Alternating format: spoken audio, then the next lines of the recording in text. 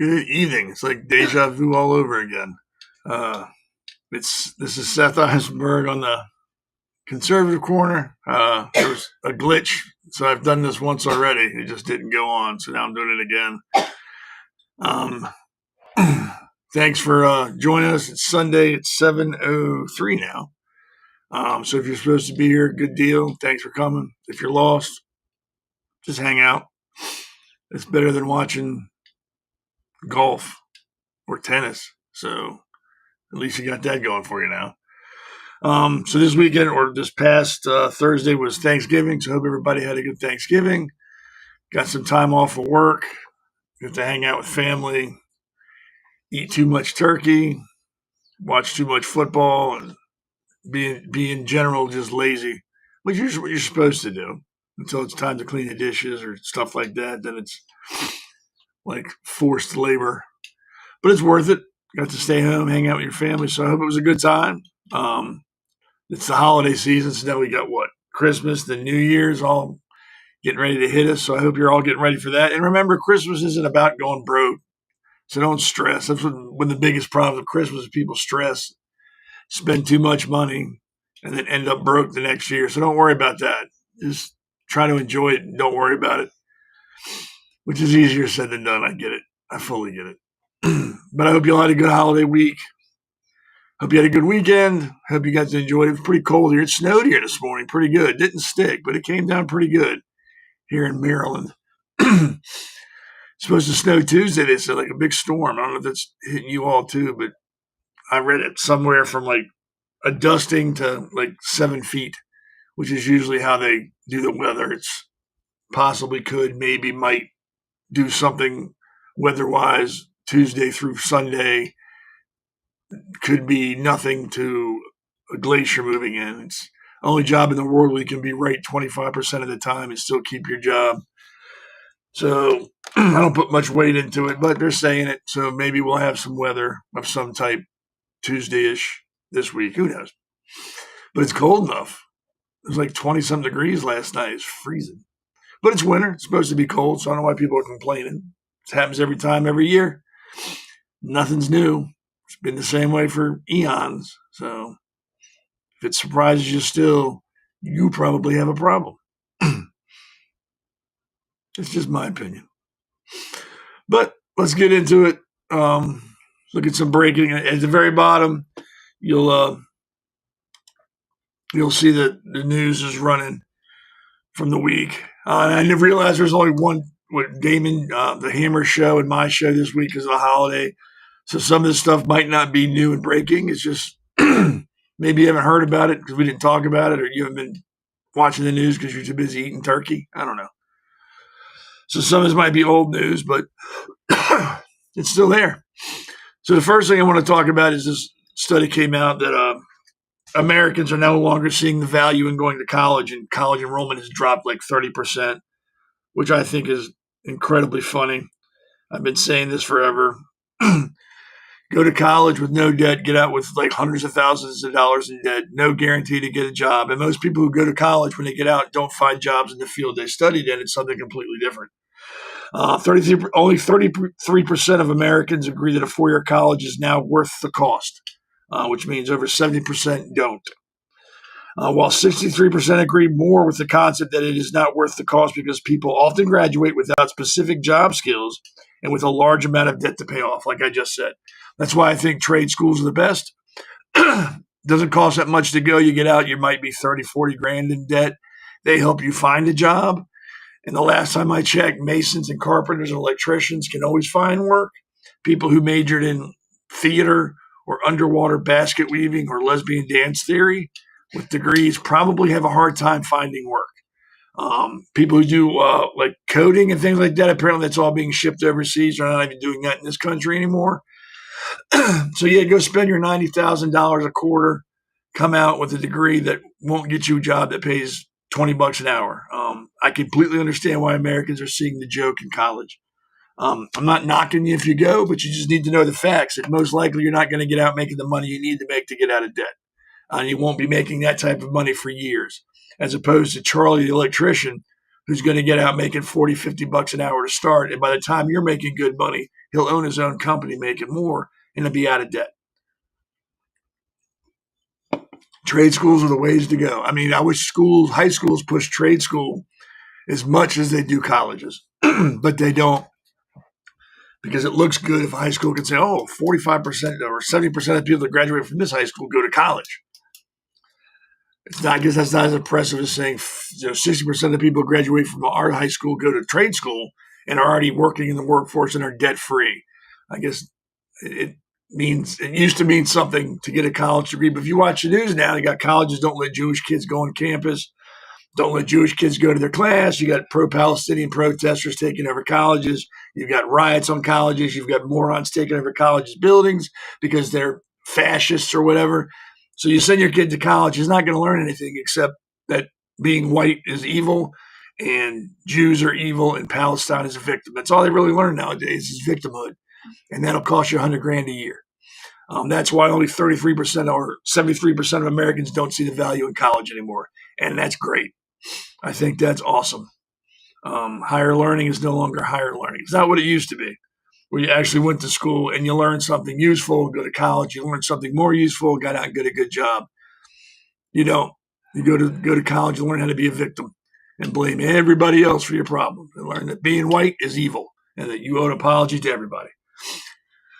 So yeah, keep sending your kids to school and then wonder why they're still living even when they're 40 years old because they can't find work. It's like throwing good money after bad money. And it's not just me now. It's over 70% of the Americans agree that it's not worth the money anymore. Four-year colleges used to be worth the money, like I just said, because people had a better chance of getting a good job and earn more money over their lifetime with a college degree. Not so anymore. That shouldn't be shocking to most of you. You should be like, yeah, tell me something I didn't know. If you don't believe me, look at Starbucks, all those morons out there wanting to get paid $30 an hour for pouring your coffee. Those are college graduates. They don't understand basic economy. You don't make $30 an hour pouring coffee. It's ridiculous. And if you try to get $30 an hour for pouring coffee, coffee's going to cost $60 a cup at that point. But you can't tell them that because they're just entitled to everything. This guy shocked me. Senator John Fetterman, who is the guy who wears the sweatshirts and shorts to Congress, fell down on his face a couple of days ago or last week and busted it up. 100% lib. I never thought this man would say anything that I would agree with just because he comes across as a gigantic moron. But he said something that made sense and I agree with. Iran spent billions to build a nuclear bomb and on proxies to destroy Israel instead of water for their own country. Iran or Gaza, stop attacking Israel and rebuild your failed nations. Israel isn't going anywhere. You would think you wouldn't have to tell people that. Gaza got, billions of dollars from the world to help their infrastructure and all that. And what did they do with it? Use it to build tunnels, build rockets, and attack Israel for the last 10 years. Not one dime went into their infrastructure. Not one dime. I think they said their tunnels were longer than the New York subway system the terrorists were using to move around and store munitions and hide hostages. Iran has no water left. They have none. They are actually thinking about evacuating Tehran because there's no water left there. I don't feel sorry for any of those people. They are terrorist sympathizing, anti-Semitic, anti-world desert rats, and they're getting what they should. And what's really funny is when you listen to people who from Iran or from Gaza say, oh, God is on our side. He's going to help us. He's taking away all your water. God is taking away all your money, and you think he's on your side. Maybe you should stop killing people because they don't worship the God you worship. Maybe you need to back off of that. And like Mr. Fetterman says, take care of your own country. Start rebuilding your country. Stop buying rockets to attack other people. Stop putting in your charter of your country, your constitution. Stop putting in there things like we're going to kill all the Jews and erase Israel from the map. Maybe you shouldn't put stuff like that in your constitutions and focus on your own people. And maybe things like this won't happen because nowhere else in the world are people running out of water. Only in Iran. Nowhere else in the world is a country being flooded out except in Gaza. Sounds pretty biblical to me. I mean, didn't God flood it once? Wanted to start all over, hit the reset button and flooded everything? Now he's flooding Gaza and taking away Iran's water? But these people will tell you blue in the face till they're blue in the face. Allah's on our side. We can't lose. Explain to me how come you have no water left. Explain to me how you're getting flooded out. Explain that to me. Because you're killing folks for no reason. And you pay people to kill innocent people. I don't feel sorry for them. I don't. I can't. And you shouldn't either. You know what? Iran sent billions to Hamas and on Hezbollah to kill people. And now they have no water. Gaza was killing people. Hamas from Gaza was killing Israelis left and right, raping and killing women on purpose. And now they're getting flooded out because of the rains. They got nowhere to live. Don't feel sorry for them. They did this to themselves. This is nobody else's fault but their own. But you're going to get the morons that protest for Palestine. It's all, the rain is Israel's fault. If Israel didn't do all X, Y, and Z, this wouldn't be going on. They'd all be in their homes. No, they wouldn't. Israel moved out of Gaza years ago. And ever since then, Hamas has been attacking Israel. What else are they supposed to do? So now you're getting a taste of what it's like to know that you're on the wrong side of history. You're getting flooded out and you got no water left. Couldn't happen to a better group of people. Don't feel sorry for them at all. Keep killing Jews. See what happens next. and the rest of the world should be happy that Iran's falling apart. The rest of the world should be happy that Hamas is falling apart. They're terrorist organizations in a country that supports terrorism. They are not good neighbors. They are not part of the world neighborhood. They want to be on their own. They want to kill your neighbors. So this should be welcome news to anybody who's civilized, that wants to get along with people, that wants to have relations with the rest of the world that are healthy and productive. These people are caught in the dark ages. I mean, they execute homosexuals. Women are property. You can go to they could come to your country and they expect you to have mosques for them. But if you go to their country, you can't build a synagogue. You can't build a Christian church. You can't preach in public. You have to pay a tax, apparently, to practice another religion. But they want to say they're the religion of peace, the inclusive religion. No, they're not. They're stuck in the Stone Age. That religion is not compatible with any other country in the world except where they're at. And look at the countries where Islam is the predominant religion. They're third world countries. They're running out of water, for God's sakes, in one of their countries. That's all you need to know about them. That's all you need to know. On top, like I said, they throw homosexuals from rooftops. They still execute people for stupid stuff. You can't speak out against them. They cut your hands off if you're a thief. It's good riddance to bad rubbish. It couldn't have happened sooner, as far as I'm concerned. I don't feel sorry. Like I said, I don't lose any sleep over any of that, ever. I don't. And still, they're blaming everybody else. It's everybody else's fault. It's not theirs. They assume no responsibility for anything they do. And when they do, it's because they're the victim. We only shot rockets at Israel because they're Jews. I mean, what do you expect us to do? They're Jews. And again, going back to the college being a waste of money, they're being taught that in college. They're being taught that Palestine is the victim. Number one, there's no country called Palestine. Never has been, never will be. There's Gaza. And then there's people who live in Gaza that believe in unicorns in Palestine. So you have college professors who are supposed to be educated, teaching people about Palestine, which should be a red flag right there, because if they're going to teach about Palestine, let's learn about Narnia. Tell me about Middle Earth. Let's learn about dragons. Let's learn about all the other bullshit that goes on that's not true, but we want it to be true, so we're going to tell you it's true. So yeah, this all kind of ties in together. College is a joke. These countries are getting what they deserve, and colleges are teaching people that they're victims. The best thing I think you can do if you want to go to college is probably go to a junior college, get a 2-year AA degree, go get work, and if you can find work with that degree, then maybe think about a university. Maybe. I wouldn't be pressed. If you can get a job with an AA degree, you might be able to get certificates or other things in that chosen profession that'll be less than $100,000 a year and will pay off immediately. Or like I said, go to trade school. Go to trade school. Like I said, I've never, ever remember a time in my life when people didn't need a mason or a plumber or a carpenter or an electrician or a mechanic. Never have ever remembered a time like, we don't need them, but we need those IT people. That's what we really need. We need those people. We need lawyers. We need them more than anything else. Yeah, so trade school. And I'm not like this. I don't want to get any nasty emails from everybody saying, well, you're knocking college. Not knocking college. I'm just saying it's not as important as it used to be. It's not the end all be all. There are more jobs out there that pay well that don't require a college degree than there are that require a college degree. A lot of jobs now even specify you don't need a college degree and will hire you. They're paying good money, 70, 80 grand a year. I don't have a college degree. I've got a job making 75 plus bonus, so about 80 grand a year. I don't have a college degree. I know a lot of people make more than me that don't have a college degree.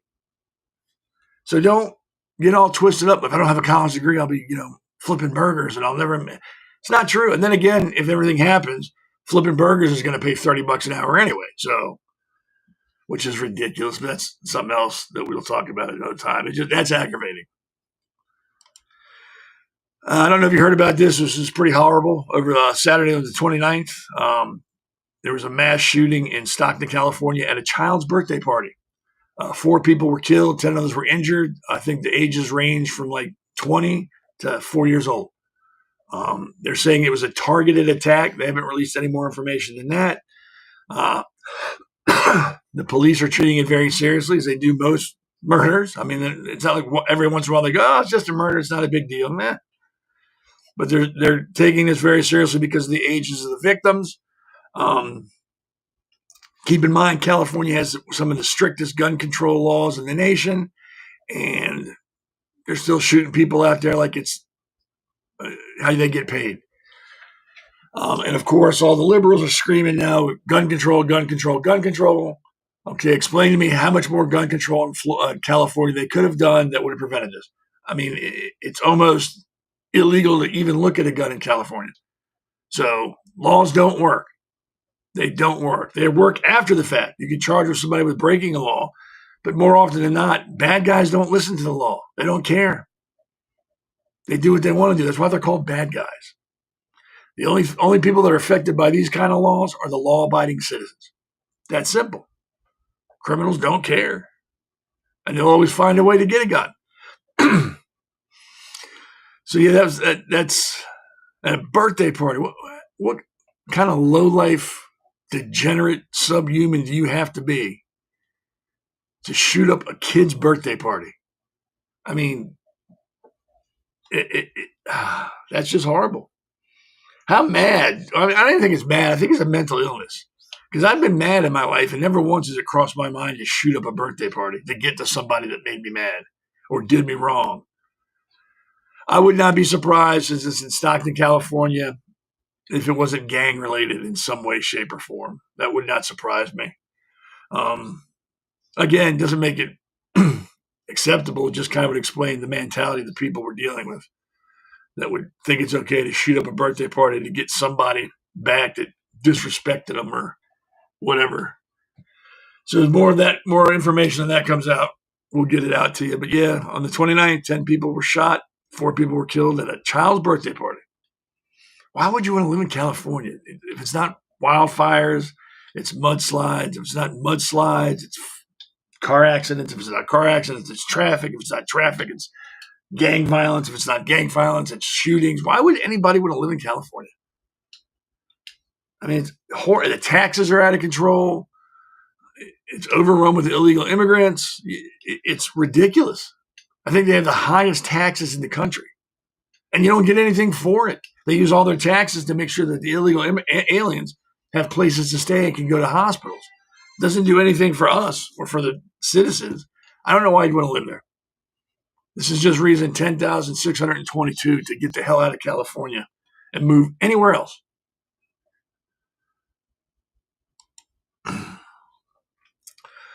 So that's kind of the highlights this week. And there's more things we're going to get into here, but that was just kind of the quick, hey, let's talk about this and get that out of the way before we jump into the big stuff. Excuse me. So yeah, that's what happened. That's a roundup, I guess, of this week, which was short because, like, again, Thanksgiving. So I don't know if you also heard about this. Afghan I don't know if I'm going to call him a citizen, but lived here, was an alien, Afghan national, shot 2 National Guard members in D.C., killed one. He killed Specialist Sarah Beckstorm. And Staff Sergeant Andrew Wolf is apparently still listed as critical condition and is fighting for his life. The gentleman, I don't even want to call it, the animal that did this, let me get my notes out here, was an Afghan national who had been here for a while. What do we got here? Hold on, I got stuff. Apparently, when he was shooting, he was yelling Allahu Akbar, which is not shocking when it comes to those desert rats. Everything they do in their God's name. A National Guard shooter identified as Rumala Lakwala. Sounds like a disease. 29 of Afghanistan, entered the United States under Biden administration in 2021. He was yelling Allah Akbar while he was shooting these 2 National Guard people. And of course, now you got the liberals not blaming the gunman, but blaming Trump for putting National Guard in D.C. There's no blame placed on the shooter by liberals, none. They haven't mentioned him, haven't said anything about him. It's all Trump shouldn't have had National Guard people there. It's his fault they were shot. I want to make something perfectly clear. I don't care if Biden had put the National Guard into D.C. If they were shot, I wouldn't blame Biden. I would blame the person that shot them. Trump putting them in D.C. has no bearing on them being shot. He's allowed to put them there. What you're not allowed to do is shoot people. So this animal from some third world shithole came over here, shot American citizens, and the Democrats, like always, are protecting him and holding the victims and the president to blame. It's their fault. They shouldn't have been there. President shouldn't have mobilized them to D.C., et cetera. Not once they said that guy shouldn't have shot him. Doesn't matter why they were there. Doesn't matter who put him there. Ramallah shitstain from Afghanistan shouldn't have killed him. Shouldn't have shot at him. But they're not saying that because they don't like America. Liberals do not like America. They look for every reason they can to bring this country down. We're all racist. We're all Islamophobe. We're all homophobes. We're all this, that, and this. Anything bad happens in America, they're celebrating. Like this. They got no problem with this young lady, Specialist Sarah Beckstorm, was shot and killed. They don't care. What they care about is making it stick to Trump, making him look bad. That's what they care about. If they can make him look bad, it's worth these people dying or worth these people getting shot.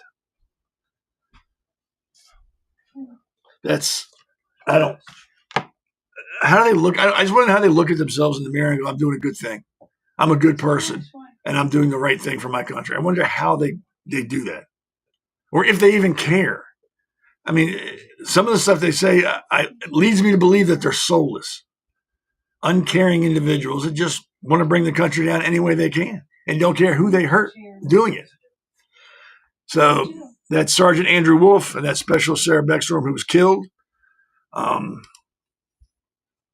that should anger you. Even if you take out the shooter, like it doesn't matter he's from Afghanistan, it doesn't matter that he's some subhuman piece of shit. 2 American citizens were killed minding their own business by someone from another country. That's what should aggravate you. Doesn't matter what country. I don't care if the guy came from France or came from England. I wouldn't care about the country he came from. I would be upset that Americans were killed. That he came from a Muslim country doesn't surprise me. These people are violent by nature. Everywhere Islam goes, everywhere, violence follows. Everywhere. England, Norway, France.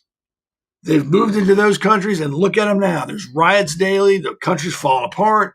They are attacking people. They're trying to institute Sharia law in those countries. Islam is not conducive to Western civilization. It will never fit in. It cannot fit in. And liberals will try to integrate them into our society. It can't be done. Maybe once in a while, you can get individuals who are Muslim that can fit into a community and assimilate and become Americans or become French or become English citizens and fit into the community? Yes. As a whole, no. And again, where's my proof? Look overseas.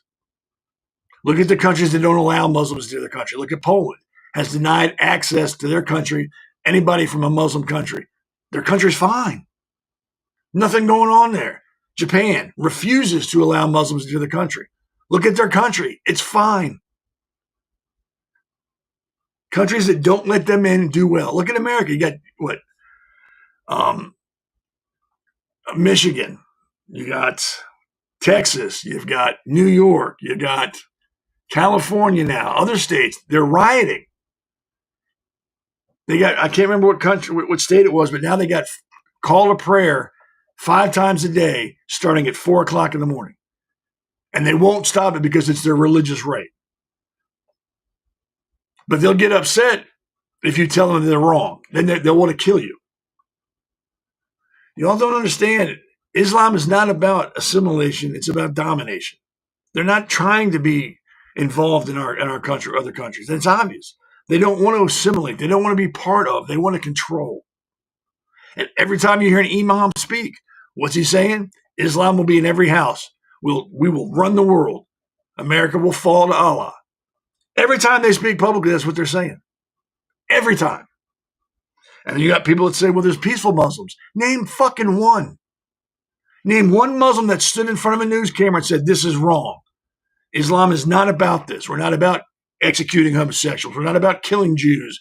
We're not about world domination. We're a peaceful religion, and what they're doing is wrong. Name one Muslim that's ever done that.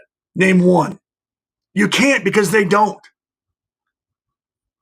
They may tell you, oh, no, that's wrong. But deep down inside, they agree with it because that's Islam. That is Islam. It's about taking over the world. Their whole religion is based on submission. Submit to the will of Allah, as opposed to Christian and Judaism and Catholicism and Protestant, all that. There are religions based on choose. You can follow me or you don't. I'm not going to make you follow me or believe me. Islam is either you do or we kill you. It's in the Quran. They talk about killing infidels in the Quran. But we're going to keep letting them into this country. We're not going to stop them. They can come in whenever they want to. They can do their call to prayer at 4 in the goddamn morning, 5 times a day. And we're just supposed to go, okay, it's freedom of religion.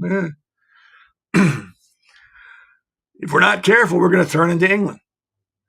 If we're really not careful, we're going to turn into Norway, where there's Sharia law zones, where they enforce their law, not the law of the country that they've invaded. The law, they enforce their own law. It's going to happen. I'm sure it's already happened in Dearborn. I'm sure. I think they busted something in New York City a while ago. What was it called? It was a Muslim, but they had a police department that was run by Muslims in their communities. They enforced Muslim law. I can't. I'll have to look for that and find it. But yeah, these people are not about assimilation. And I'm talking about in general as a whole. Again, I'm sure there's 1 or 2 or thousands of them that don't feel that way. But you got to remember, there's 30 million Muslims in the world, 30 million, 40 million, and only 10% are the violent ones. So that's 3 million or 4 million. That's a lot of goddamn people. So yeah, again, the liberals aren't talking about these 2 National Guard people, the one who's still in the hospital, Staff Sergeant Wolf, or the young lady specialist Beckstorm who was killed. They're not talking about them. They're talking about it's Trump's fault, and we need to, he needs to be impeached for what he's done, blah, blah, blah. Not one word about the shooter and how what his responsibility is and all this. Unfortunately, when they caught him, they didn't kill him. The police didn't shoot him. From what I understand, there was an off-duty National Guardsman who heard the shots. He ran to the scene, had a pocket knife, and stabbed the guy to subdue him. That's what I read. I don't know why they should have killed him. I don't want to pay a dime for him to be in prison. I don't want to pay a dime for his food. I don't want to pay a dime for his medical care. They should have shot him, because that's the same thing they would have done to Americans in his country. We should have returned the favor here and just put a bullet in his head and left him in the gutter, because that's all he's worth as an animal. He's came to this country to kill Americans. He's killed one. I hope the other guy pulls out. They should have killed him. This is ridiculous. These people are invading this country. And the liberals are just standing by letting it happen, defending everything they do. Here you go. Here's a picture of New York. Friggin' Muslims protesting Gaza or Palestine. Free Palestine. Death to America. Death to Israel. This is happening in America. Not just 10 or 20 of them. There's hundreds there. This has to stop. This needs to be crushed immediately. And I think Trump has come out and said he's going to suspend all immigration from third world countries and from the Middle East until they can do better vetting. I'm all for it. We don't need any more of these people in our country. I'm sorry. Try going to another country. Maybe some other country is stupid enough to take you in and let you ruin their world, their country and hurt their citizens. But America needs to be done with this. We need to stop being the Holiday Inn for the world. It's not our responsibility to take in everybody. We've done that and look where we're at. We need to stop. We need to start putting America first, our citizens first. And we can't do that with invaders from third world shitholes that have no intention of melting in with our country. They have no intention of becoming a citizen. They want to make us them. So we need to stop letting them in.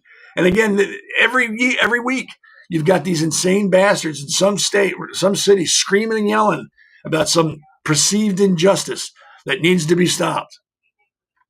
I mean, it's just now they're pro-Palestine, a make-believe country. That's what they're all on now. And the only reason they're doing that is because they don't like Jews. They want to kill Jews. They don't hide that. It's in most Muslim countries in their constitution, whatever they call it, is talking about the eradication of the Jewish state. How do you eradicate a Jewish state? You kill all the Jews. Nobody wants to live. They're telling you what they want to do, and everybody's ignoring it. And now if you go on X or any other social media, there's all these posts. Oh, Islam is religion of peace. Is religion of No, it's not. Maybe at one point it was, but it's been bastardized into what it is now. A murder cult, a death cult. And it needs to stop. We need to stop ignoring the facts and just admit that they don't belong here. That religion is not compatible with this country, and they need to go. It's really that simple. But until we get past, well, I don't want to be that guy. I don't want to be, an Islamophobe or a racist or a bigot. Until we can get past that ridiculous crap and just go, hey, look, my country's more important. My neighbor's more important than these Muslims coming in this country. Until we can just grasp that, it's not going to stop. And the second we can realize our country is more important than letting them in, things will start to get better. So I'm all for Trump shutting down immigration from the Middle Eastern countries for a while. I wish he would shut down immigration from everywhere for like a year so we can get our stuff straight in our country, get where we need to be. Then we can open up and start bringing people back in. Very selective. Not anybody. Very selective. I think the criteria should be if you can bring a skill to this country that we need or we can't fill, you can come.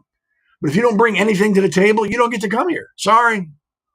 There's other countries in the world, but you're not welcome here. Unfortunately, you don't provide anything that we need. We don't want you. Good luck. Have a nice day. And you shut the door on them. They're killing Americans now. And then you got this schmuck, the Dearborn mayor, condemning recent anti-Muslim demonstrations. I think there's been 2. Hasn't come out and said anything about the Afghan shooter, the Muslim who killed the Americans. Hasn't come out about that, saying we should condemn that. He's worried about people protesting Islam's call to prayer at 5 a.m. Of course, he's a Muslim, so he's got the IQ of a flip-flop. They're not very smart people. But that's his big thing. We got to stop being mean to the Muslims. They have every right to be here. There's nothing wrong with them. It's a peaceful religion. The same BS you're hearing from the liberals. It's at the point now where people like him need to be removed from office. He's not putting America first. He's not putting American citizens first. He's worried about a minority and making sure that they can do what they want to do at the expense of people who live here. I don't want to wake up at 4 a.m. hearing some Arabic BS about prayer and then listen to these people. I don't want to hear that. You can't even ring church bells past a certain time, but it's okay for these morons to make announcements on loudspeakers at 5 a.m, calling the rest of the death cult to pray to their God. That's acceptable to this asshole. And then nobody will say anything because, again, I don't want to be an Islamophobe. I don't want people to think I'm an Islamophobe or I'm a bigot or a racist. You're not a bigot or a racist if you don't want to be woken up at 5 a.m. because some barbaric religion, that's how they get people to pray. You're not a bigot if you don't want a death cult in your country. It's called common sense. These people don't want to be part of the country. They want to run the country. They need to leave. That doesn't make you anything except an American. And if you lived in France and felt the same way, that'd make you a French person. And if you lived in Italy and you felt the same way, that'd make you an Italian. Doesn't make you anything except the person of the country you're in. Their own countries won't even let them in. The people in Gaza can't go to Egypt, which is right next door, because Egypt doesn't want them in there. No other country's taking in the refugees because they understand, they even know how bad they are. What more do you need to know when their own religion rejects them from coming into their countries because they need to, because there's a war in theirs? That's all you need to know. They're turning away their own people because they realize that they're a cancer. Everywhere they go, death follows. Everywhere.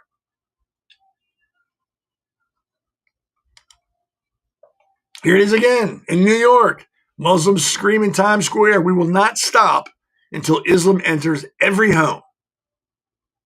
They are telling you what they want to do. It's an imam. We will not stop until Islam enters every home. I've never heard a Christian priest say that. Never heard a Catholic priest say that. Never heard a rabbi say that. I don't know, a Buddhist monk. Never heard a Buddhist monk say that. Never heard somebody from the Amish country say that. It's only these subhumans. It's not about assimilation. It's about domination. They want everything. Make it all Islam. And if you don't fall in line, they'll kill you. They'll execute you because you're an infidel. These people are dangerous. Very dangerous. And again, if you don't believe me, just look overseas. Look at Dearborn. Look at Texas. These people don't. I mean, in Texas, they want to have their own community that only Muslims can live in. And they're okay with that. But if I start a community and say Muslims can't be there, they'll sue the shit out of me because that's not right. You can't do that. But it's okay for them to do that because they're Islam. They're Muslim. And the liberals will support it. These people have to be stopped. They can't be in this country, but they have to leave. That's simple. Be like Japan. Be like Poland. Be like the other countries. If you're Muslim, you cannot come into our country. End of story. Goodbye. That's simple. No, you cannot build a mosque in our country. Sorry. Goodbye. There's nothing wrong with it. If you let them know beforehand, before they become a citizen, then it's okay. You can't tell them that once they're here. That I don't agree with. If you let them in, then yes, you like now we can't say you can't worship whoever you want to worship. We've let them in. So now we need to remove them and then make that part of the entry to this country. Are you a Muslim? Yes. Sorry, you can't come in. Or if we let a Muslim in, you can't worship Islam in this country. We won't allow you to build a mosque. You can't do that. We won't allow that. And if you're okay with that, you can come into the country. But you're going to sign this thing. You understand that. You completely agree with it. And that's the end of it. So you can't turn around 2 weeks later and say, I'm going to sue you because now I can't build a mosque. Not going to happen. So if you do that, we're just going to boot you out of the country. Because you're not wanted here to begin with. We're going to bend the rules and let you in. The first sign of you being a typical Muslim wanting to kill people, we will eject you from the country immediately. And if you're okay with that, you can come in. That's how it should be. That's how it should be because these people are dangerous. And they've proven it time and time again. This is not just a one-off or it's only happened a couple times or you know what, they've had a bad month. This is since the inception of Islam. They've been a warring religion. They've killed people, taken over countries, beheaded people that don't believe what they believe. And I'm not saying there's other religions that haven't done that in the past. The last time I checked, the Vatican wasn't about burning people at the stake anymore. They weren't beheading people. They weren't having crusades in other countries and starting wars. That happened back in the old days. And then we got smarter and realized, hey, you know what? That doesn't really work. It's not conducive to a world community. Somewhere along the line, Islam got locked in the Middle Ages and has never come out of it. Just never come out of it. And that should not be applauded or accepted. That should be condemned and shunned from polite and civilized society. They have no place anywhere other than the countries they're already in. Put up a wall around the Middle East and let them do what they want to do. Have at it. Don't care. We're not involved. You're not involved with us. Do what you want to do. Just leave us, the rest of the world, out of it because we're tired of dealing with you.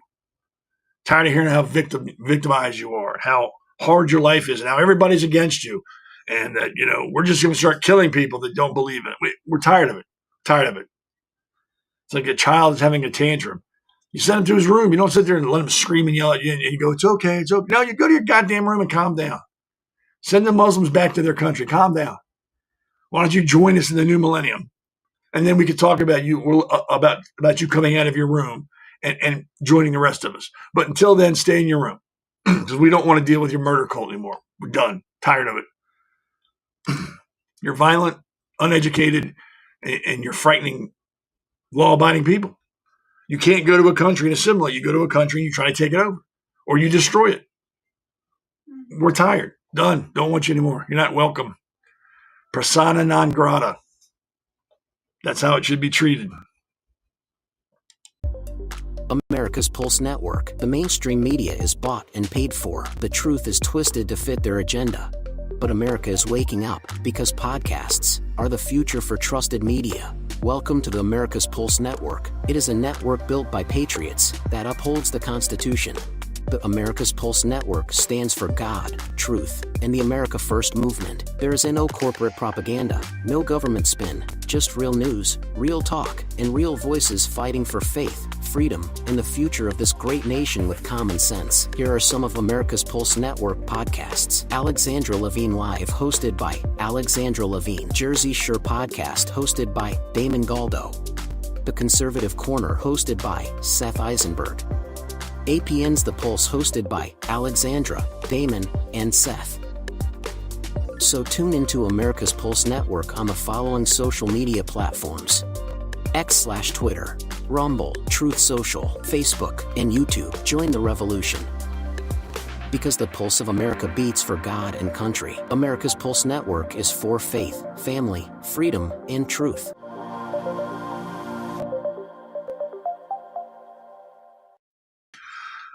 So like I said, this week was the Hammer. David Galdo had a show. I had mine. Because it was a short week, we didn't have the Pulse because that was Wednesday, Thanksgiving Eve, so we didn't want to tie things up with that.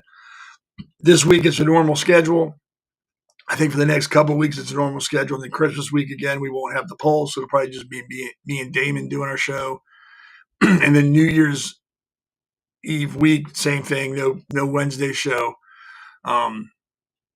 That way, because really, it's more important you spend time with your family than it is taking time away from your family during holidays to come listen to us talk.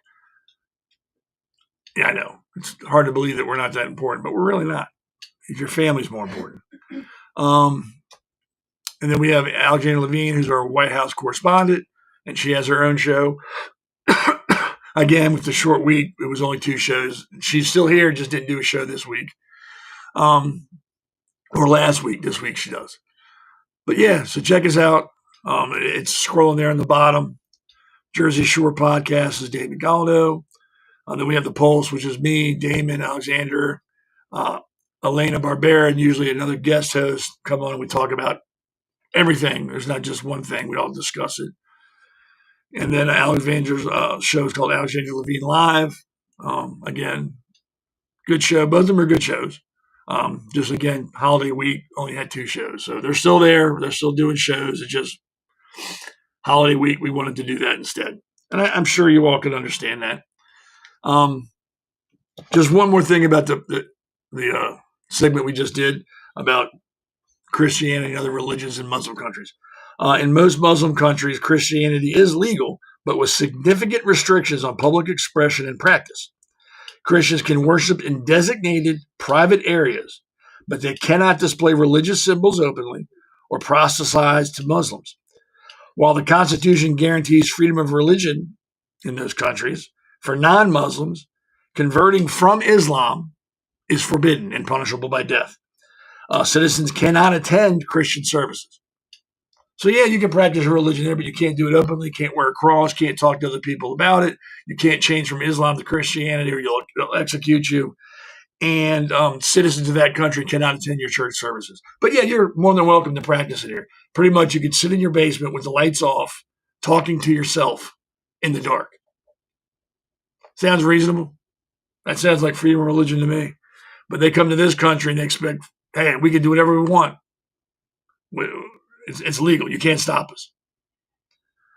Things better change. That's going to be in America, where you can't do any other religion except Islam without permission. You think I'm kidding? I'm telling you, look overseas. They are not playing around. Once they get into a country, they're like a tick. They just detach themselves and suck the life out of that country until someone stops them. Someone needs to stop. And I'm not talking about violent. You don't have to be violent to stop them. Just restrict them out. Like they restrict other religions out of their country. Local, like building restrictions and permits. Use the legal system to beat them. Charge them fees out the butt. Make it illegal to do certain things that religion does. Use the legal system against them like they're using it against us. And then get them out of here. Let them know that they're not welcome. And it's not a personal thing. It's a religious thing. Their religion is violent. It preaches violence and death. Don't want them here. I don't want a neighbor who's Muslim. Just don't. I don't want to live near a mosque. And if that makes me Islamophobe, so be it. I'll wear that like a badge on my chest. Don't care. Don't care. They can treat other religions and people like animals, but we can't do that to them. Well, you know what? The tide is turning. You're going to look down on people because they're Jewish and Christian and preach they should be executed. Well, I think you're a piece of shit, and I want nothing to do with you. And wherever I can make you feel uncomfortable, I'm going to do it. I'm going to make you feel like the animal that you are, treat you like the animal that you are, and hopefully you'll get the hint and you'll leave. And if not, I'll just keep doing it. I don't have anything to do with any religion that preaches that much hate to anybody else to where it's okay to kill them. I want nothing to do with that religion. I want that religion to have nothing to do with my country. It should be gone. And if you defend that religion and defend that, I got a chat right here. Put in there why. Tell me why that's acceptable. To have a religion that preaches to 300 million people worldwide? Show me. Tell me why that's acceptable. And then show me any church now or synagogue now or Amish or Buddhist or Protestant that preaches, hey, go kill Muslims. It's okay to kill Muslims because they're swine. Isn't that what they teach them about the Jews, that they're swine, they're animals, and it's okay to kill them? Show me a church that preaches that openly and has for centuries. That hasn't changed since the Dark Ages. You go ahead and show me that. And we can have a discussion. Yeah, there's the Westboro Baptist Church. Those people are lunatics too. They should be kicked out of the country. I'm an equal opportunity ass kicker. If you got were they Baptist or whatever denomination they are, preaching that God hates fags and military people die because they're fighting an unjust war or whatever, kick them the hell out of the country too. They don't need to be here. Christ, more people have died in the name of religion than for any other reason I can think of. And I don't think that when these religions started, that the people who founded these religions were thinking, hey, you know what? If we're lucky, in like 300-400 years, they'll be killing each other over this. That's what I really want. I don't think, well, maybe Islam. But I don't think any other religion wanted that. I mean, if you read the Bible, I don't think anywhere in the Bible did Jesus say, hey, look, if they don't worship or believe in me, you have my permission to kill them. Go kill them. Cut their heads off. Make the whole world Christian by any means necessary. I don't think Jews preach that. Go kill everybody that doesn't want to become a Jew. Protestants don't do that. Buddhists don't do that. Only Islam does. So yeah, I don't want them here. You shouldn't want them here.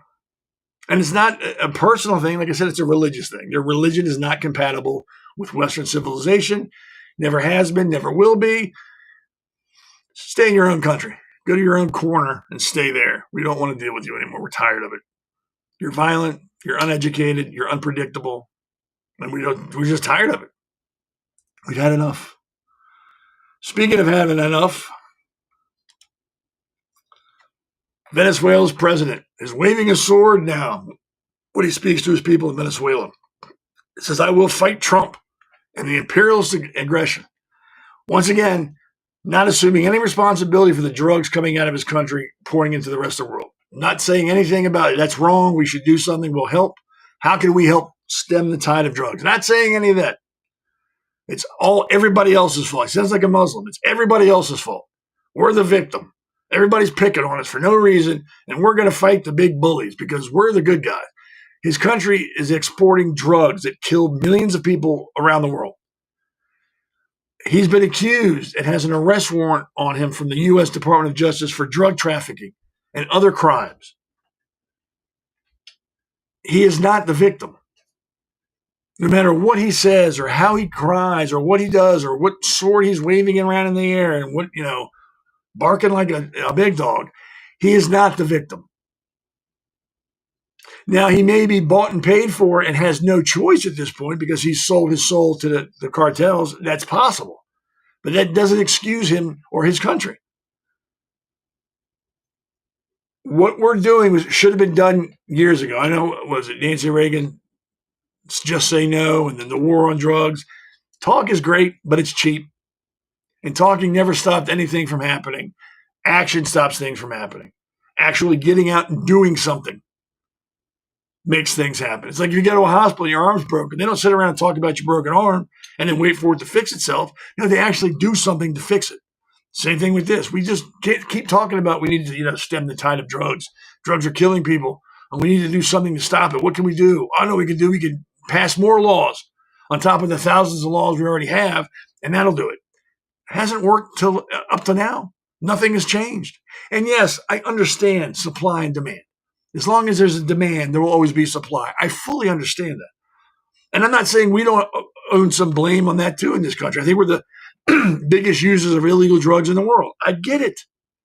We share some of that accountability as well, and we need to do something too. But we just can't let the shit keep pouring in until we can figure out what to do with the addicts in our country. So we're doing something. Maybe if we make it tougher for drugs to get here. I'm not saying we are. I'm not saying this is having any effect on supply. Not saying that. But if it does, that's better than doing nothing. If we save one life, that's great. Don't get me wrong. I do not think addiction is a disease. Let me correct that. I don't think addiction starts out as a disease. I believe addiction starts out with a conscious decision, a choice to do heroin, to do cocaine, to do meth, whatever drug it is. You choose to do it the first time. No one forces it on you. You're not tackled to the ground and people are injecting. And I'm not saying that doesn't happen. I'm saying in general, it's a choice you make to use that illegal drug, which leads to an addiction, which then becomes a disease. I don't think it starts off that way. Like I said, it's a decision that person makes. I'm going to take this, or I'm going to do that, or I'm going to try this. They've made that decision. They've put themselves in that position to become addicted to a drug. Again, after a while, does it become a disease? Yes, I will give you that. After months, yes, you now are an addict, and that's a disease that needs to be treated, but you put yourself there. Nobody forced that needle into your arm. Nobody forced that pipe into your mouth. You made a conscious decision to try it. And yes, that's a very simplified, to the point, no gray area. That's just how I feel. Do I feel sorry for them once they get to that disease stage? Yes. I think addiction's horrible. And I don't think jail is a place for an addict. I don't think that does anything, because you can still get the drugs in jail. I feel they need help. And however we can help them, we do. And I think in return, if we can help an addict not become an addict, they should have to do community service for a couple months to pay back how we've helped them. To show their, hey, thanks a lot. You got me off the dope. Let me go work in a soup kitchen, or let me help other addicts for a couple months. Something to give back. It shouldn't just be, hey, here you're done. Here's your methadone. You're cured. Go. No. There should be more to it than that. If you're unemployed, you have to go to classes. You have to do certain things to get your unemployment. It should be the same thing for an addict. We're going to help you, but you need to do things in return. So back to what I was saying originally. Doing anything is better than doing nothing. Doing the wrong thing is better than doing nothing. And we are killing drug dealers or drug runners, slowing the flow of drugs into the country. Again, maybe it's not slowing it down. Maybe all we're doing is giving the cartel a moment of pause, which is better than nothing. Now there's, oh, well, shit. We send out Jose and Julio. They might sink the ship or his boat, and then we're going to lose all those drugs. We got to figure out another way to do this. And I'm sure they're already working on other ways to do it, which is fine. Again, a moment of pause is great. And I'm tired of hearing people say, well, they were just fishermen. Really? How come no one's sued? Why has no one filed suit with the World Court or anything? How come the president of Venezuela has not once come out and said, look, here's the pictures of the fishermen you killed? Because they're not fishermen. They're drug runners. Again, the Navy's just not sitting off the coast of that country going, geez, let's every fourth boat we'll put down because it's probably a drug dealer. They know what they're doing. We have the most advanced Navy in the world. We've got satellites in the sky that can read my watch. If you don't think for 1 second that any boat that comes out of that country, they don't know if it's a drug boat or not, you're crazy. They know exactly who to sink and who not to sink. Because I'm sure they had, out of what, 8 or 9 boats they've sunk, hundreds have left that country and have not been sunk. Hundreds of fishermen have gone to work to go fishing and come back just fine because we know which boats we need to put down. They're not guessing. They don't have like a magic 8-ball. Hey, does this boat have drugs? Definitely yes. Go ahead and sink that one. We know. And I don't feel sorry for them. You're running drugs. You know drugs are illegal. That's why you're doing it at night in a boat, trying to be sneaky. You know it's killing people, but you don't care. I get it. You got to feed your family, but there's other ways to do it other than peddling poison. Other ways. Even in a third world country, there's other things you can do to feed your country that don't involve illegal activity. And if you decide to do some illegal stuff, you got to know that that comes with a cost. Everything has a price. There is nothing free in this world. Nothing. Sometimes the price is immediately clear, and you say, yeah, I'm not going to do this. I can't afford it. Other times the price doesn't become clear until well down the road. Nothing you do is free. Everything has a cost. Everything has a reaction. And if you think for 1 second that you running drugs doesn't have a negative reaction, you're crazy. You can't, if you have the IQ of a candle, you've got to know that I'm running illegal drugs. In my country, they execute us for it, put us in jail forever. I'm pretty sure if I get caught somewhere else, they're going to do the same thing. Everything has a cost. Everything has a price. Nothing is free.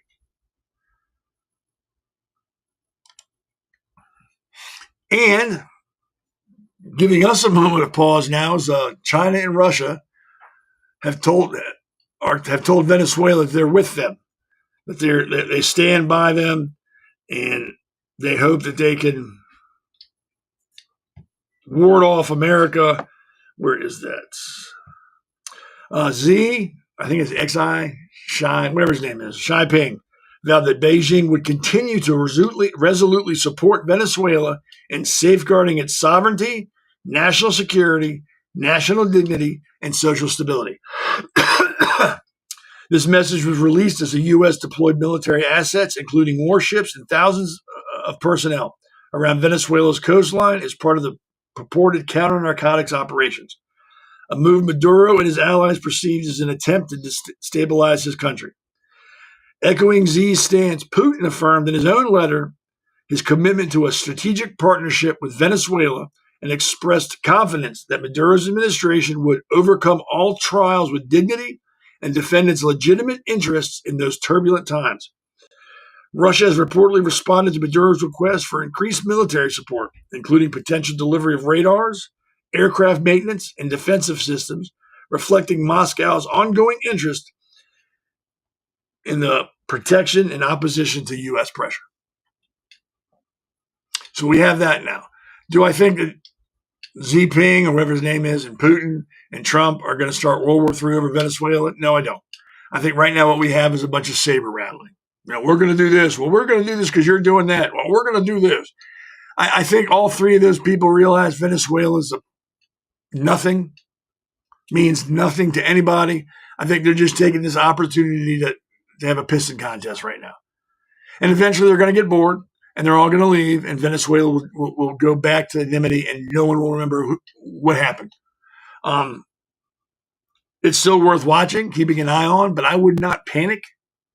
And again, I'm not an expert in South American politics. I'm not an expert in any of it. This is just my opinion. And looking at things and reading things, I don't see an immediate threat to our country or an immediate threat to a start of war over Venezuela. I just don't. It's over. All three of these guys know it's about drugs. There's drugs coming out of the country. We're putting down drug runners. And I don't think China or Russia want to defend cartels. I really, really don't think they want to do it publicly. That's why I think right now it's just a pissing contest. They're each pounding their chest, laughing at the other, like, I'm not afraid of you. Well, I'm not afraid of you. And it's not going to go past that. I really don't think we're going to do very much other than keep putting down drug runner boats and maybe, and it's a huge maybe, send special forces in to blow up the drug labs inside Venezuela. Unless we're already talking with Maduro and telling him that's what he needs to do to prevent us from doing that. Who knows? I don't know what's going on. Like usual, there's stuff going on behind the scenes that you and I, as average citizens, will never know until it happens. But I don't think there's going to be a world war fought over drug cartels. I really don't. I don't think Russia wants to do that. Russia's tied up with Ukraine right now. They couldn't do anything now if they wanted to. I'm surprised they could send anything to another country. They've had to take stuff from North Korea, ammunition, because they don't have enough. So yeah, I'm shocked that they're even saying, yeah, we can send you some stuff. And maybe that's all it is, just talk. Like, oh yeah, sure, Maduro, we'll send you some things. Yeah, we're right there with you. We're buddies. You just keep checking Amazon. It'll be there soon. If not, call me. We'll resend it. On top of that, the Pentagon now cancels warship orders. The U.S. Navy will now build only 2 Constellation-class frigates from a downplanned fleet of 20. China has the world's largest Navy now. Now, that includes like non-military boats that are in the Navy or in their Navy, like listening boats, spy boats, not necessarily military boats, but they have the world's largest Navy. We don't have the world's largest Navy anymore, and you would think that was like, oh, we're only going to build 2. We're supposed to have 20. We're still more technically advanced ship-wise than any other country in the world. Just because we only have 2 to their 10 doesn't mean very much. People in the Navy are well-trained, well-educated. They know what they're doing. Our ships are top of the line sci-fi crap on them. So this doesn't concern me. Shouldn't concern you. Just a thing. And if you read that somewhere and you're going, oh my God, we're not building ships anymore. We're going to get, they're going to kick our ass. We're fine. We're fine. Trust me. I was in the Navy back in the day, and the ships back then were badass. I can't imagine what they are now. So I'm not sweating it. You shouldn't sweat it. Don't sweat Venezuela. It's not going to be a big war. It's not going to happen. My opinion. Don't take it to the bank and go, well, Seth said this. Just share my opinion based on what I've read. And you can all read the same things and maybe get a different opinion. That's fine. I'm just saying, based on what I've read, I don't think it's any more than chest pounding right now. They didn't want to build 20 ships. Okay, we're building 2. Not a big deal. Those 2 ships are probably worth, like I said, 20 ships in another country. So not that big of a deal. Don't stress over this. Don't be worried. Shit like this goes on all the time that we don't know about.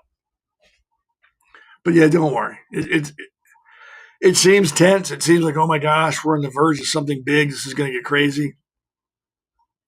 We're talking about 3 countries screaming and yelling at each other over drug cartels. Drugs affect those countries just like they affect ours. They're not immune to drugs. Again, this is just a big pissing contest between the 3 of the biggest kids on the block to see who's badder. That's all it really is. Notice they're not even really talking about Maduro. They're talking about we're going to support Venezuela, blah, blah. It's okay. It's really, really okay. Don't worry about it. All right, let's take another break and we'll be right back. Welcome to America's Pulse Network. This is APN's very own White House correspondent, Alexandra Levine. This is so amazing and miraculous. We've never had a president in the history of our nation doing this. And we hope to God that he continues doing this forever and ever. Thank you. God bless you, everybody. And God bless President Trump. And God bless you. Hello, everyone. This is Alexandra Levine with the America's Pulse Network. I am the White House correspondent right here in the heart of D.C. as President Trump is celebrating 250 years of America and the military. Subscribe and follow America's Pulse Network on the above social medias.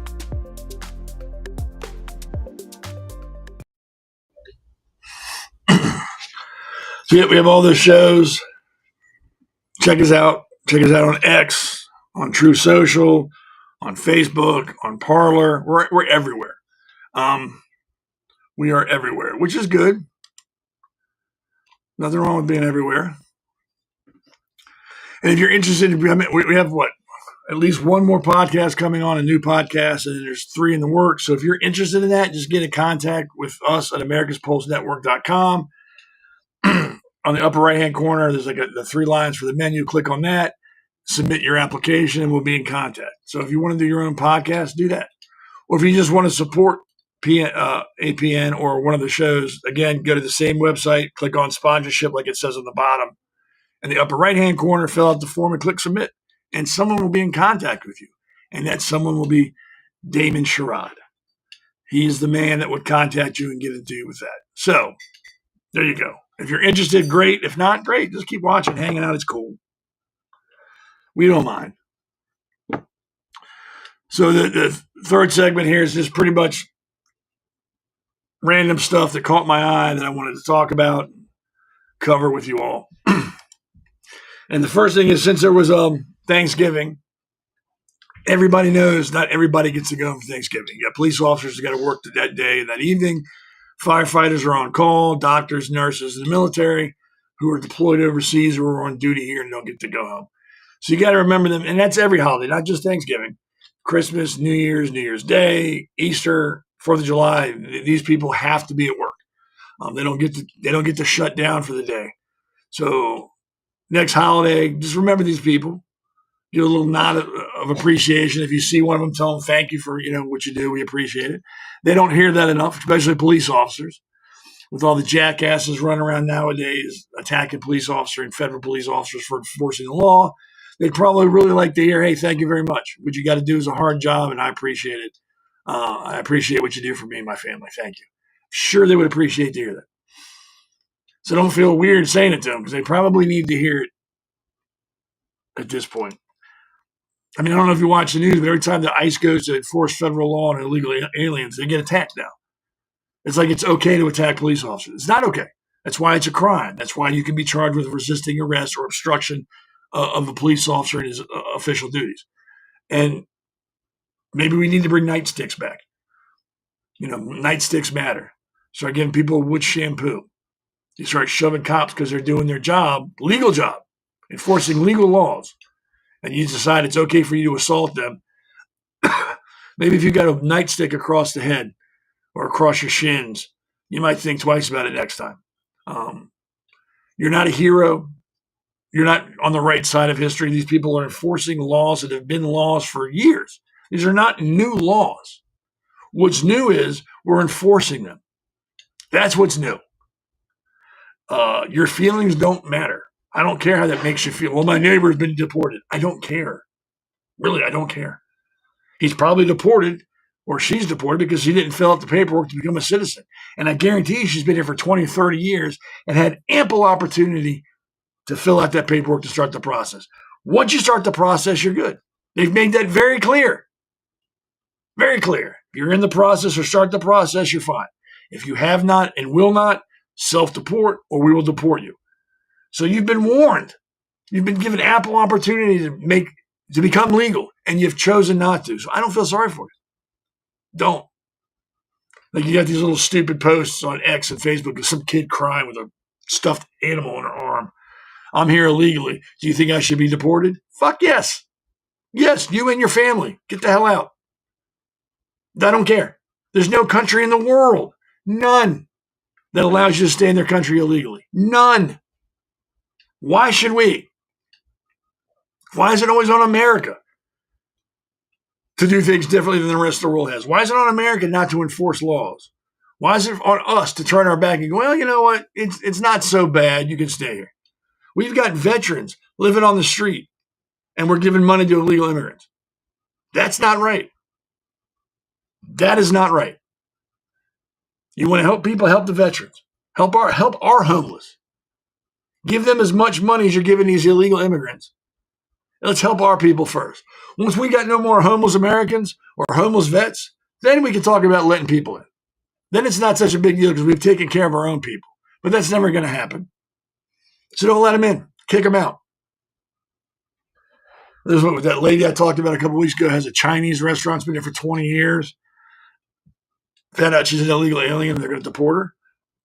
Why is anybody shocked? You're here illegally. They told you. This wasn't like all of a sudden like, hey, on Monday, we might start deporting people. And then Monday afternoon, they're out to deporting people. You've known about this for years. You've known you're in this country illegally for years.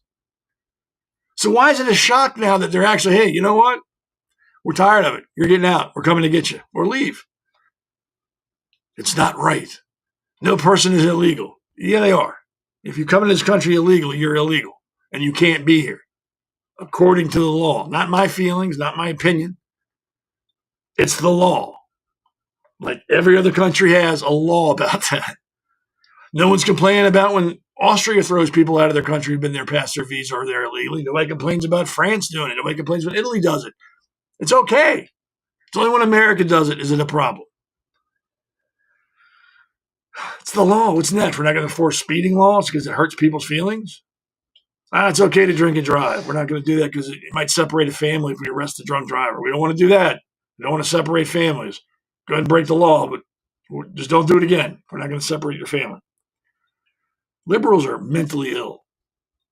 I don't understand their reasoning. I don't understand their points. I don't understand anything about a liberal at all, period. They don't see the world as it really is. They don't.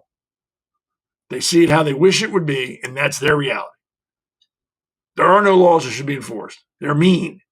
You can't separate families. You can't do this. You can't. Yes, I can. Yes, we will. And yes, we'll continue to do it. So you can stay in mommy's basement, eat your Hot Pockets, drink your juice boxes, and bitch and moan all you want. The adults are in charge, and that's what we're going to do. Here we go. This is a good, I posted this on my X page. I thought it was a pretty legit question. You got some Antifa members, which, again, Antifa is nothing but rich white kids with too much free time on their hands who go to college. This is what they're learning in college. Should they have their masks removed once they're arrested? And you've all seen them arrested. The cops handcuff them and let them keep their masks on. I firmly believe the second they get the cuffs put on them, their masks should come off. That simple. You've broken the law. Criminal records are public record. So now we get to see who you are. Take their mask off. It's that simple. I don't even know why that's a question. I don't even know why I asked it. That's a no-brainer. Yeah, your mask comes off. I don't care what reason you have it on for. Because it makes you look like a badass. Walk around with your umbrella and a mask on, saying you're anti-fascist, while in fact you're fascist because you don't let anybody speak against you. Yeah, your mask comes off. Let mommy and daddy see what their college tuition, the college tuition they're paying for is really paying for their little darling to be out there fighting with cops and burning things and destroying public property and private property. Let them see that. Maybe they'll cut you off that. Maybe your ass will have to get a real job and pay for your own way. So yeah, their mask should come off immediately. Once those handcuffs click, mask off, and let the whole world see you. If you believe that strongly in what you're doing, that you're out there fighting with police, why not show your face? Why not be proud of who you are? Embrace who you are. I am an anti-fascist.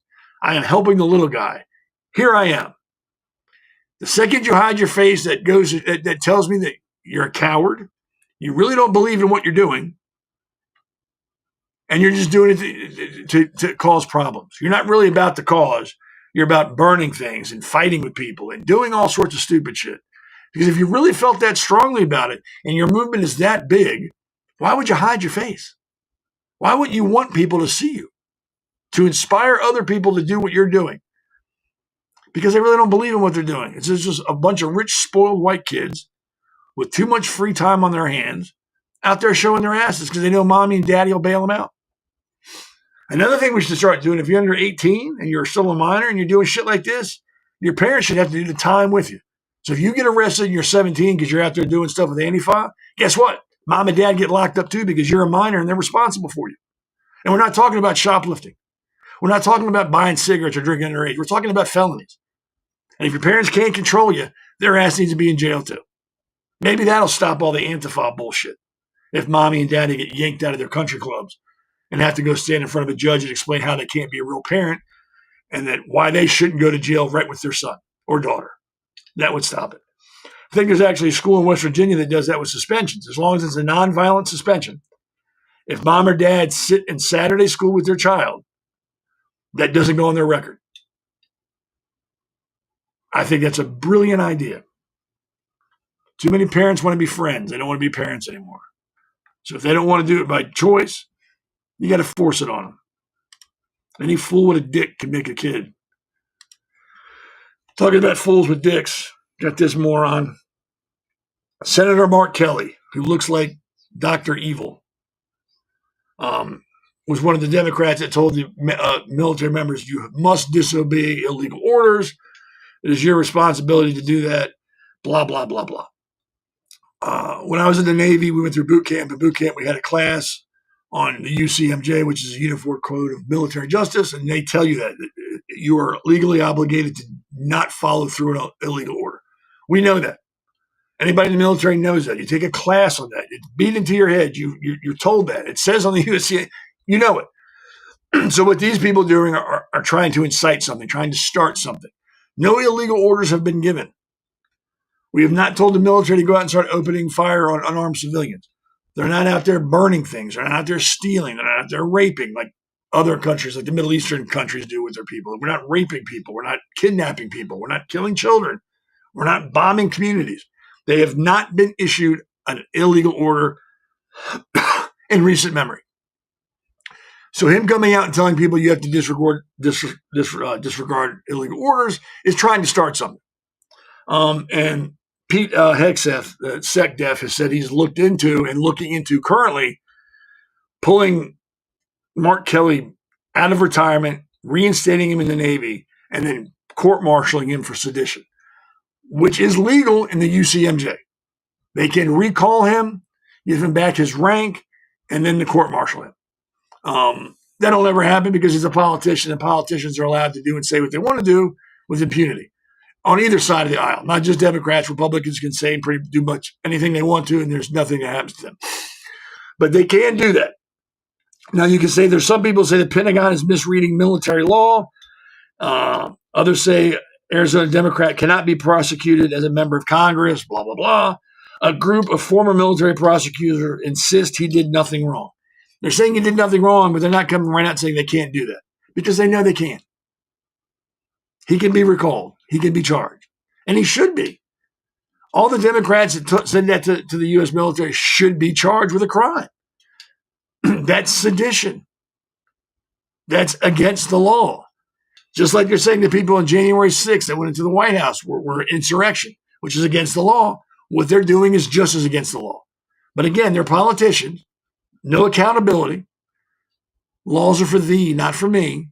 So they can say and do what they want to do. And they will get to do that because they're politicians. And in this country, we treat politicians like rock stars. They can do whatever they want to do, which is not right because they're no more important than me or you. But he does look like Dr. Evil. $1 billion. All he needs is like a little guy that looks just like him, be mini-me. Now, this next story is pretty funny. So let me play this and I'll get into it. What you can do, you can mix things together. You add the ham. You don't have time to make breakfast. You're going to have an exciting life now. Breakfast to go. You're going to love my nuts. You're going to love my nuts. nuts. Watch this. You can do everything. I don't know if you all remember that. I don't know if you all remember that guy, the slap chop, and he did the sham wow. His name is Vince Shalomi. It's Shlomi. And he was one of the biggest pitchmen on TV. I mean, you couldn't go to a show like the other guy who did the seal tape, whatever, I can't remember. Billy, Can't remember his name, but he was bigger than that guy. I mean, everybody loved his nuts. He's actually running on the Texas Republican Party to run for a representative seat that is being held by John Carter. I think that'd be awesome if he got elected. I mean, he could talk about his nuts and how much you're going to love him, that you need to eat more salads, about his sham wow. I trust him more than any politician I've ever heard speak. I trust this guy a lot more. He says he's running to destroy wokeism in Congress. Why not? Why not? Why not give the man a chance? I think everybody should have a chance to be in Congress. Like we all get like a number, and then every year they say, okay, everybody with a number 27, you're going to be a congressman for a year. I mean, it's a circus now. We might find better people that don't want to run because they don't want to run because all the bullshit that goes on with it. There might be great people out there that should be in charge that won't. I know people that should run for local office but won't because they don't want to get tied up in that BS. They don't want to be associated with the Republican Party in our county because it's a joke. It's impotent. They're more worried about parties and happy hours. So, yeah, couldn't hurt. It might even work. Who knows? Who knows? I'm going to watch it again. What you can do, you can mix things together. You can add the ham. You don't have time to make breakfast. You're going to have an exciting life now. Breakfast to go. You're going to love my nuts. You're going to love my nuts. You can do everything. That's just funny. I don't care who you are. That's pretty funny. So yeah, we're about that time. I want to thank everybody for hanging out with me. It's a quick hour and a half. Again, I'm not here to change your mind. I'm not here to force you to my way of thought. If you agree with what I said, that's great. If you don't, that's great.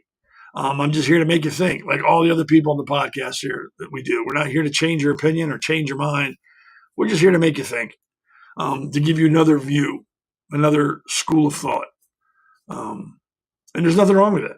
And like I said, you don't have to agree with us. That's not mandatory. We don't go, hey, if you don't agree with us, you can't watch us. We're not Muslims. We're not going to come to your house and kill you if you don't agree with us. But yeah, it's about that time. So all the time, I usually have an opinion. Sometimes the opinion has something to do with the podcast. Sometimes it doesn't. It's completely random. This kind of does have something to do with the podcast tonight. So I'll read it.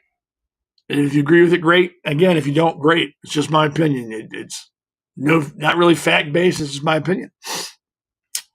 Putting America first is not xenophobic or a rejection of the wider world. It is the most basic expectation any citizen should have of its own government, that the primary duty of those in power is to protect and advance the interest of the people who elected them. Every sovereign nation on earth operates this way. France puts France first when it protects farmers with subsidies and tariffs. Japan puts Japan first when it tightly controls immigration to preserve social cohesion. Saudi Arabia puts Saudi Arabia first when it manages oil production to maximize national revenue. No one calls Paris, Tokyo, or Riyadh selfish for doing so. Only when the United States asserts the same prerogative does it get labeled isolationist or racist. That double standard is revealing.